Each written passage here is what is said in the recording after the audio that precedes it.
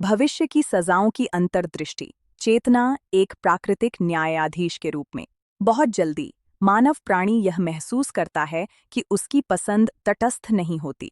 किसी भी धार्मिक शिक्षा से पहले चेतना के भीतर यह भावना होती है कि कुछ कार्य आंतरिक शांति उत्पन्न करते हैं, जबकि अन्य बेचैनी, पछतावा और दुख पैदा करते हैं। यही वह है जिसे आत्मवाद भविष्य की सजाओं की अंतर्दृष्टि कहते हैं।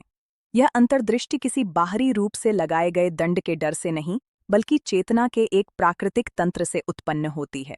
आधुनिक गहन मनोविज्ञान पुष्टि करता है कि मानव के पास एक आंतरिक नैतिक संवेदना होती है, जो अपनी खुद की क्रियाओं का मूल्यांकन करने में सक्षम होती है। जब कोई व्यक्ति अपने उच्चतम मूल्यों के खिलाफ कार्य करता है, तो एक वास्तविक मनोवैज्ञानिक असुविधा उत्पन्न होती है, चाहे बाहरी दंड हो या न हो। चेतना प्रतिक्रिया करती है क्योंकि यह असंगति को पहचानती है। ओ स्पिरिटिज्म इस समझ को बढ़ाता है कि यह वही तंत्र शारीरिक मृत्यु के बाद भी जारी रहता है। सुओवे ड वेलाई द छंगफा बिंगबुशर रन ई द छंगफा अर्श लिंग हुन मियन द्वे जीजीश सुओ छनशंग द थोंगखू ज्वांगथाई दांग लिंगहुन छिंगशी द ईशिदाओ। अपने चुनावों का प्रभाव। तब वह स्वाभाविक रूप से उन चीजों के नैतिक परिणामों का अनुभव करता है जो उसने बनाई हैं। विज्ञान इस तर्क को समझने में मदद करता है। शास्त्रीय भौतिकी यह दर्शाती है कि हर क्रिया एक संबंधित प्रतिक्रिया उत्पन्न करती है, बिना किसी अपवाद के। जीव विज्ञान में हम देखते हैं कि लंबे समय तक असंतुलन पीड़ा और बीमारी उत्पन्न करता है।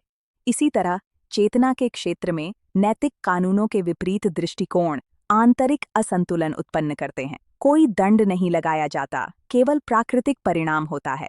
यह भविष्य की सजाओं की अंतर्दृष्टि एक शैक्षिक तंत्र के रूप में कार्य करती है। यह दंडित करने के लिए नहीं है, बल्कि मार्गदर्शन करने के लिए है। नैतिक दुख संकेत देता है कि कुछ को पुनर्विचार, सुधार या मरम्मत की आवश्यकता है। जैसे शारीरिक दर्द शरीर में किसी समस्या की चेतावनी देता है, वैसे ही आत्मा का असुविधा आध्यात्मिक विकास की आवश्यकता की चेतावनी देती है। स्पिरिटिज्म स्थायी सजाओं के विचार को पूरी तरह से समाप्त कर देता है।